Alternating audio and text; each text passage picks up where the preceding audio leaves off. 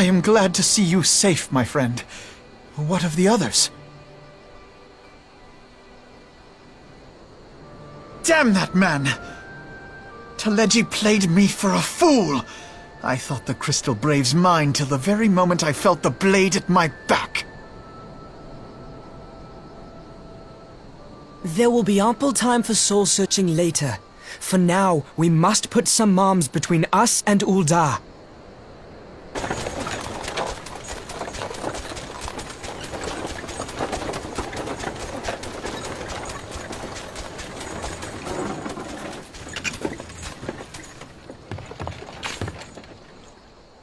Well, if it ain't the hero of the science! You look to me like a man in need of a nice, relaxing carriage ride.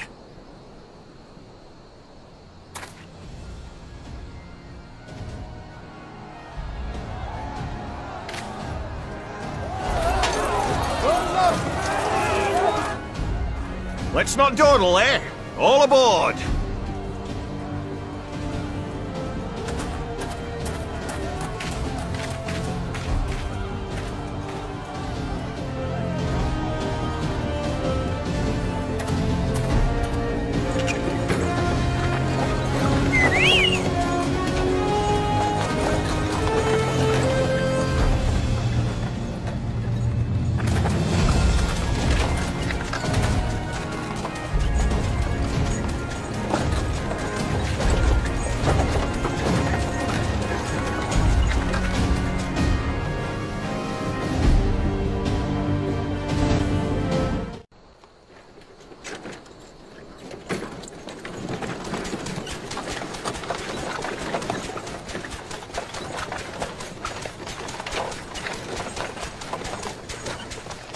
I was stocking up on supplies over in Vesper Bay, you see, when your sister come up and begged a favour. Said her brother was having some trouble down in Uldah, and likely needed a helping hand getting away. But thinking them ruins would make a fine hiding place, I decided to try there first. Well, lo and behold, there you were! Aye, and judging by them soldiers as were pouring out of the city, I arrived not a moment too soon. Must have been fate that we happened to find you there, though, eh? I had thought to look out for Alize, but would appear she was the one watching over me. I've made such a mess of things.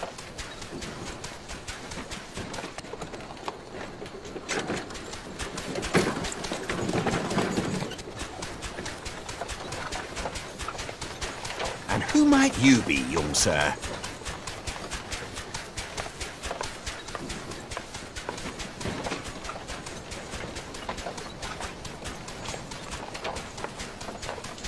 Pippin Taropin, Vice Marshal of the Immortal Flames. I had been on the Alamegan front these past few moons, but an urgent communication called me back to Uldah.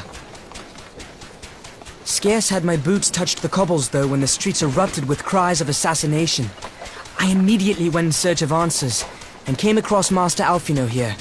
Needless to say, I did not think his imprisonment justified. The blame plainly lies with the Monitarists. Their greed and corruption are well known to me, but for them to take advantage of the situation with such alacrity... Was that Pippin, you said? Ain't that the name of General Alden's lad? Yes, I am his son. Adopted, of course. 'Twas only as we were leaving Uldah that I learned of father's fate. Once I have seen you a safe distance away, I mean to return to the city and extricate him from this madness. Then you needn't travel no further than Blackbrush. Our fugitives have a friend waiting for them there.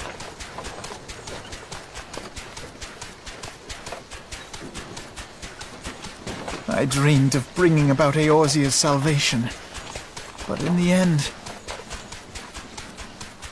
'twas I who needed saving.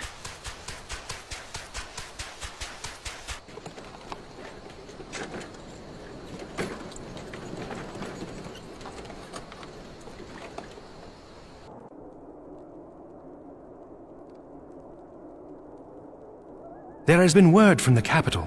Ishgard has weathered another assault. and 'tis said several wyverns broke through into the city proper. The temple knights succeeded in slaying the beasts, but the intrusion prompted orders to further strengthen the guard, and to place the city under a perpetual state of alert. How keenly we feel the loss of our wards at the gates of judgment. Yet we must not bemoan our misfortune. Sir Emmerich is safely returned from Uldah, and once more leads the defense of Ishgard. As for the matter of your asylum, I am afraid no progress will be made until the threat to our nation is diminished. But do not despair. You are not without allies. You are more than welcome to shelter here for as long as you wish. Pray, think of it as a new headquarters of sorts, the Falling Snows or some such. All frivolity aside, any who come here in search of you will receive no aid from House Forton. For once, the Ishgardian reputation for inhospitality shall work in our favor. Agents of Uldah will find their every inquiry dismissed, and their every request for entry rebuffed, until such time as their masters have acknowledged your innocence.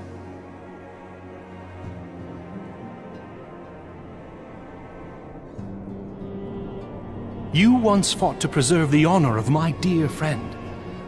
'Tis a blessing that I may now repay that debt in kind. But let us dwell no more on this. Pray, join the rest of your companions. 'Tis bitterly cold this day. I suspect there are those who might welcome the warmth your presence brings.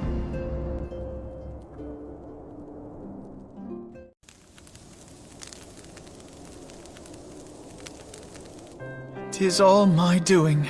I believed myself the only one who truly understood Eorzea's woes. And look what that arrogance has wrought. I gave commands, influenced governments with my certainty.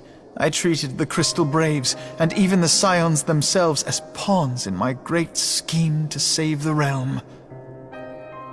But in my headlong rush into imagined glory, I paid no heed to the ground upon which I trod. The salvation of Eorzea. What was it that I hoped to achieve? Did I believe that I could rid the realm of every danger and difficulty? That I could defeat the Empire and the Ascians, and find homes for every refugee? Oh, yes. I was so very clever. Become a guardian of Eorzea, I implored, and sat back to watch my perfect army cleanse the land of chaos. It was all but a means to feed my own vanity. Only when all is lost do I finally realize the truth. Oh, Alphinaud.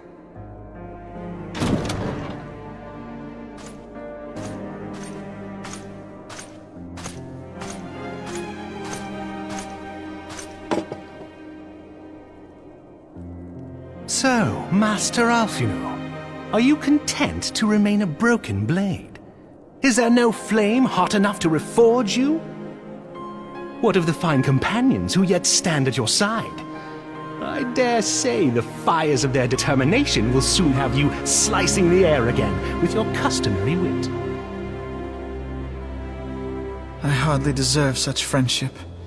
And besides, where are we to go?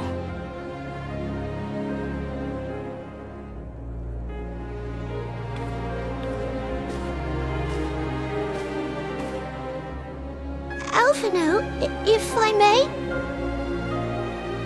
Should this place not serve our purpose, then we shall go to Ishgard. Minfilia told me many times, as long as we stand fast against despair, the beacon of hope will never be lost to sight. Be it in the snow or in the clouds, we few will see that the dawn's light shines again.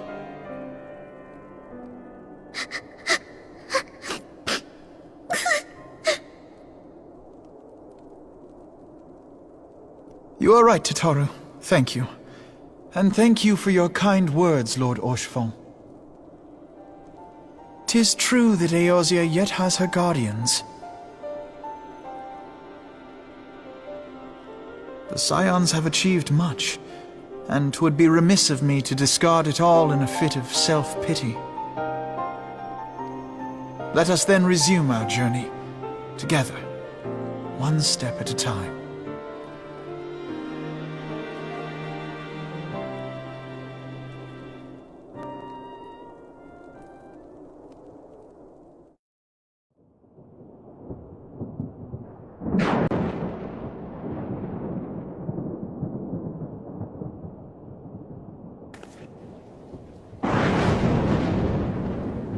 All has been arranged as you desired, my lord.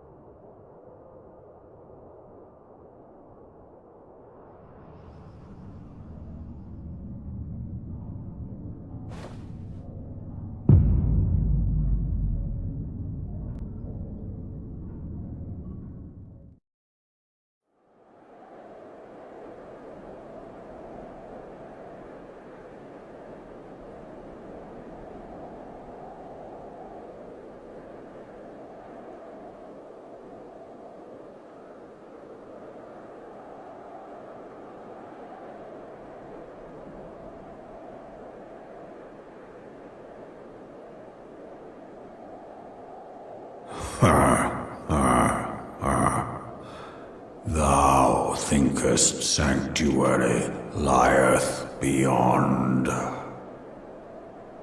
Delusion, despair, death.